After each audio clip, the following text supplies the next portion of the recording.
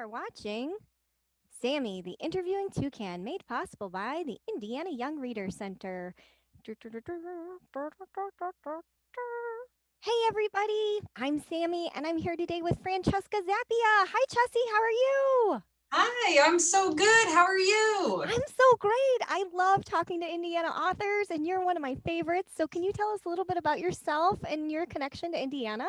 I've lived in Indiana my whole life. I live on the South Side. I grew up in just a little bitty town, and I just spent all my summer days running around, getting in the dirt, going to the county fair, and I love it here. I love Indiana dirt. It's the best dirt.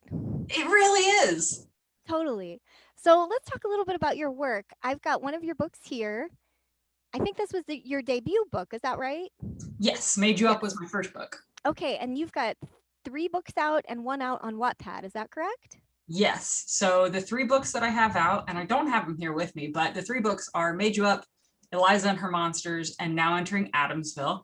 And then if you go on Wattpad and search for my name, you can find The Children of Hypnos. I was trying to figure out what genre do you write in?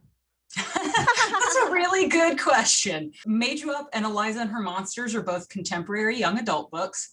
So they're just present day, normal kids going about their day, doing what they do. Now Entering Adamsville is a little bit of it's contemporary kids in a normal small town Indiana setting, but there's also some paranormal, supernatural type things going on, which is a lot of fun for me because I like spooky things. And then Children of Hypnos is actually urban fantasy. So it's also young adult. It's a similar world where there are people who hunt nightmares that come into the real world. That sounds kind of scary.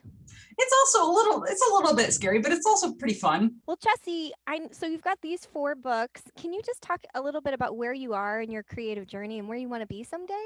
That's a really good question because when you're a writer, you're always wanting to ask yourself, and I think when you're any kind of creative person, you always want to ask yourself, what am I doing now and what do I want to be doing in the future?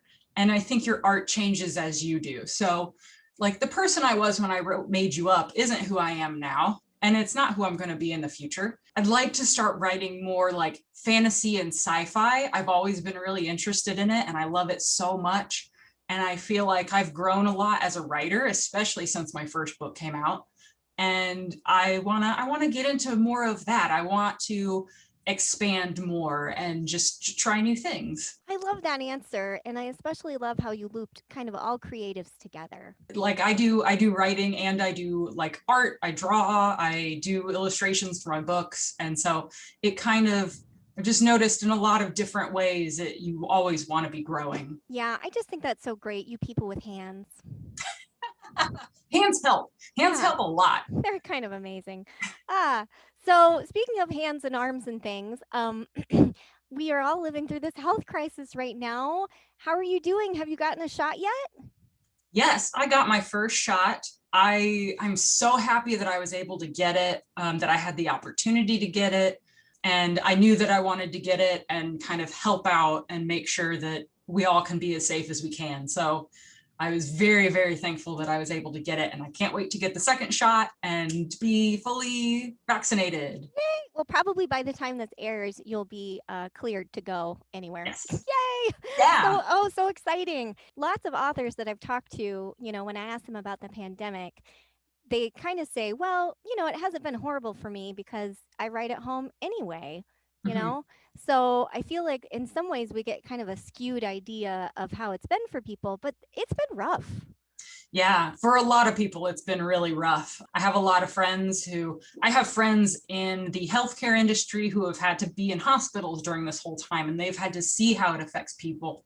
That's really rough. On the other side, I have friends who, do work from home and they haven't noticed it that much. There's all spectrums of people that have had to deal with it. It's been a really, really rough time. A lot of people have been very seriously affected by it. So hopefully it is upwards from here. That's So definitely the hope for sure. Well, yeah. Chessie, whenever I do these, I always like to ask my authors if they have a little show and tell. Do you have a little show and tell for us? Yes, I do. So I mentioned that I do art as well as writing, and so I thought I would just share my art box. I guess it's my little pencil case. It's what I keep all my normal like when I want to do like some sketching, or I want to just start a piece and see what I think about it.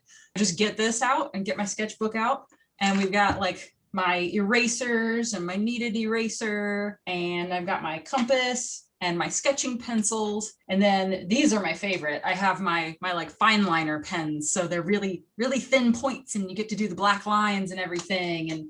And then I have these white gel pens. So if I do colors on things, I can do white details over the top of them. And this just has everything I need in it to do some like simple art. And it's so compact. It makes me so happy. I really like office supplies and organization and everything. So like this just little art case, it just brings me a lot of joy. Aw, the joy that people have when they have hands. But actually, I did want to follow up. Can you talk a little bit about a kneaded eraser? I know what that is, but I wonder if some of our viewers maybe don't. Yeah, And I think they're so fun. they are. They're so much fun. Okay, so a normal eraser is like this. It's what you would buy like for school. They're like the pink or white erasers. A kneaded eraser, it's like this. It's real pliable, and you can pull it apart like this and Wow. smash it together.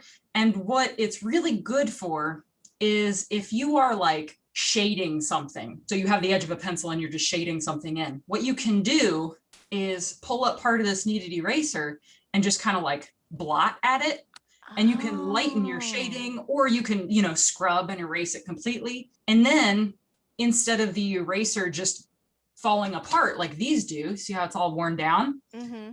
The kneaded eraser will kind of like absorb the pen, the lead, and then you can just kind of fold it back in on itself, and you have a Amazing. completely like fresh eraser again. I love that. And I've also seen people with hands. I've seen people with hands kind of roll it into a tiny little point. So if you want to erase something in just a little corner. Yeah, so like you can start Yeah. and just go really tiny.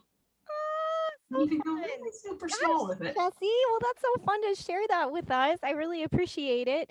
It's been so good talking to you today. And I just wish you luck with all of your endeavors moving forward. Thank you so much. Well, this is your favorite Hoosier Toucan encouraging you to read local. So long, everyone. Bye, Jesse. Bye.